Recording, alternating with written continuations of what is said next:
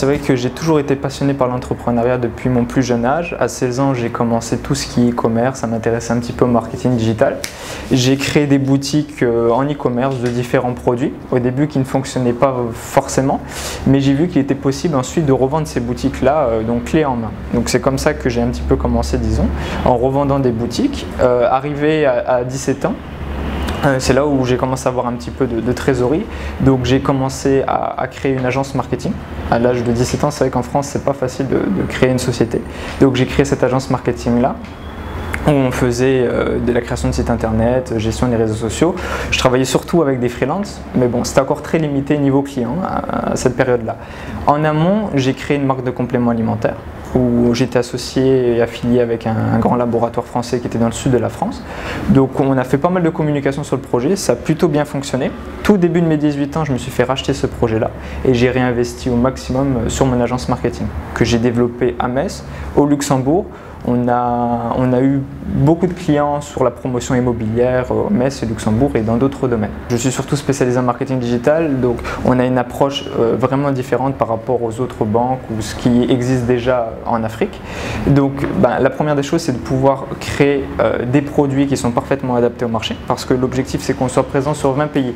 Donc entre guillemets, chaque ouverture va se faire parfaitement sur mesure, parce qu'un produit qu'on va lancer au Maroc ne sera peut-être pas adapté au Sénégal. Donc c'est pour ça qu'on a déjà créé une version bêta que nous testons sans cesse par rapport au pays, parce que c'est vrai que l'utilisation du téléphone portable est très importante en Afrique et le taux de bancarisation reste encore très faible. On a énormément de données. Donc pour répondre à votre question, c'est déjà des offres pour les particuliers avec des cartes bancaires suite à un partenariat qu'on aura avec Visa ou Mastercard. Donc on délivrera des cartes bancaires qui seront utilisables dans le monde entier. Il y aura 4 offres pour les particuliers. Donc trois cartes avec des plafonds un petit peu différents. On pourra ouvrir un compte bancaire juste avec un numéro de téléphone suivant le plafond des cartes. Et il y aura également une carte virtuelle qui sera gratuite, qui permettra de faire des transferts facilement, de payer sur internet, etc. Ça, c'est toute la partie pour les particuliers. Maintenant, il y a la partie pour les professionnels où également on a des cartes et des services. Il faut savoir que normalement une néobanque ne propose pas de faire des crédits, des microcrédits ou de souscrire à des assurances. Nous, de par un partenariat, on va proposer crédit, microcrédit et souscrire à des assurances. Mais par exemple pour le microcrédit, ça va se faire grâce à l'intelligence artificielle très rapidement. En quelques clics, vous allez rentrer vos informations. Il y a énormément de choses qui changent. Bon, premièrement, c'est peut-être la flexibilité, l'approche, parce que normalement une néobanque n'a pas de réseau physique, même si on va le voir un petit peu plus tard, nous on a voulu adapter pour le marché africain un réseau physique. Normalement, on n'a pas de réseau physique. La clientèle va également être un petit peu différente, parce que c'est vrai que la Banque centrale au Maroc a sorti déjà il y a quelques semaines une étude concernant le taux de bancarisation. Il y a quand même plus de 26 millions de personnes au Maroc qui n'ont pas de compte bancaire, qui ne sont pas bancarisées à l'heure actuelle. Donc par exemple pour AfricaPay, ça va être, on va cibler également cette partie-là. Premièrement, vous allez pouvoir transférer facilement de l'argent. Donc ça, c'est d'une part, c'est gratuit, les frais de transaction sont moindres, ça va faciliter les paiements en e-commerce, c'est surtout ça. Sachant que notre technologie et notre approche est vraiment novatrice, parce qu'il existe des néobanques un petit peu partout dans le monde. On connaît N26, Revolut et d'autres néobanques qui existent un petit peu partout, mais c'est vrai qu'il n'y a aucun équivalent sur le marché africain à l'heure actuelle. Je pense que vous êtes d'accord avec moi sur ça. Donc, premièrement, c'est une nouvelle approche, avec une nouvelle technologie, de nouveaux services qu'on pourra voir un petit peu après ensemble. Il y a également un réseau physique que nous allons implémenter avec des distributeurs de cartes, des box en verre avec des commerciaux, etc. Donc c'est toute cette approche-là. La holding est présente au Luxembourg. Donc notre holding, notre société mère est présente au Luxembourg et il va regrouper ces 20 pays-là. Donc pour les ouvertures, on a deux possibilités. Soit nous ouvrons en direct dans un pays, ou soit nous vendons des exclusivités ou semi-exclusivités par rapport au pays-là. Donc il y a une étude qui a été faite, il y a une étude de marché, une longue étude qui a été faite et qui a valorisé en effet le projet 5 milliards. Au Maroc, qu'est-ce qui sera fait ? Le Maroc, c'est un investissement de 35 millions d'euros, donc 350 millions de dirhams. Pour quelle période ? Sur quelle période? Alors nous on le fait sur plusieurs périodes. Le premier lancement c'est la néobanque avec les différentes cartes, etc. Après il y a toute la partie crédit, microcrédit.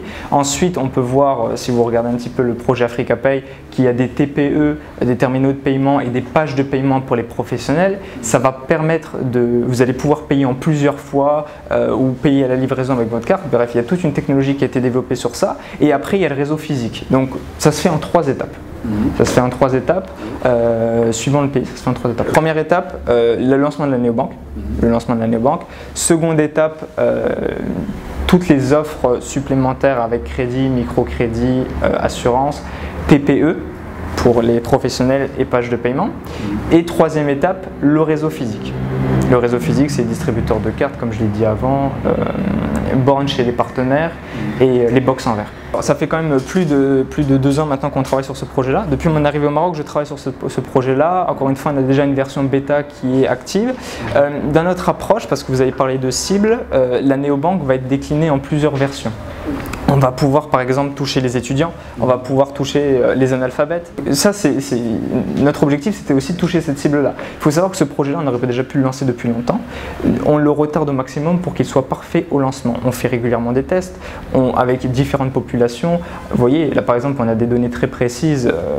Dans certains pays d'Afrique, il y a 97% d'utilisation d'Android.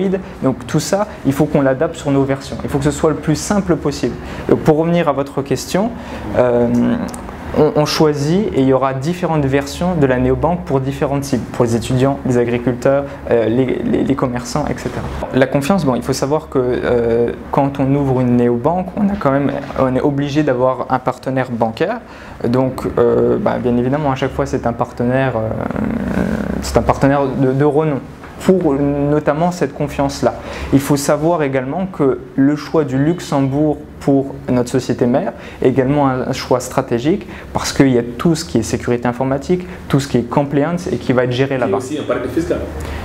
Qui était considéré peut-être comme un paradis fiscal, mais qui n'est plus du tout. Vous savez, on avait le choix d'ouvrir dans différents pays. Il y avait Dubaï, il y a énormément de pays qui sont bien plus attirants que le Luxembourg. Encore une fois, je reviens dessus. Le Luxembourg, pourquoi? Parce que concernant le compliance, la sécurité informatique et autres, on doit être irréprochable concernant ça. Donc c'est surtout ce point-là. Très bonne question. Ça fait quand même pas mal de temps qu'on travaille sur notre propre crypto-monnaie, qui a été créée. Et là, on est en train de la planifier pour le lancement, justement. L'objectif, donc, parce que pour le moment au Maroc c'est encore interdit, mais dans un avenir proche, normalement ça devrait aller. Mais dans certains pays d'Afrique, notamment en zone UMOA, c'est accepté. Il faut faire une démarche auprès de la Banque centrale et c'est accepté. Donc là, nous sommes en train de faire le nécessaire par rapport à ça. Encore une fois, elle a déjà été créée et nous la lancerons très prochainement. Elle va permettre déjà, ça va être une monnaie électronique. De par une technologie, elle permettra d'être beaucoup plus stable. Et il y aura de nombreuses innovations qui sont faites par cette crypto-monnaie-là. Et pour vous dire, un pourcentage des transactions de cette crypto-monnaie-là seront investies dans la création d'écoles en Afrique. Je pense que, et on l'a vu sur mes différents projets dans le digital ou même sur Africa Pay, la crise du Covid a fait prendre conscience à énormément de personnes que le monde de demain est sûrement tourné vers le digital. Donc c'est surtout, je pense, une opportunité sur ce point-là. On reçoit beaucoup de messages de soutien de personnes qui, peut-être avant la crise, n'auraient pas eu ce déclic-là. Donc je pense que c'est une très bonne période pour passer au digital et pour pouvoir mettre en place un projet comme celui-ci.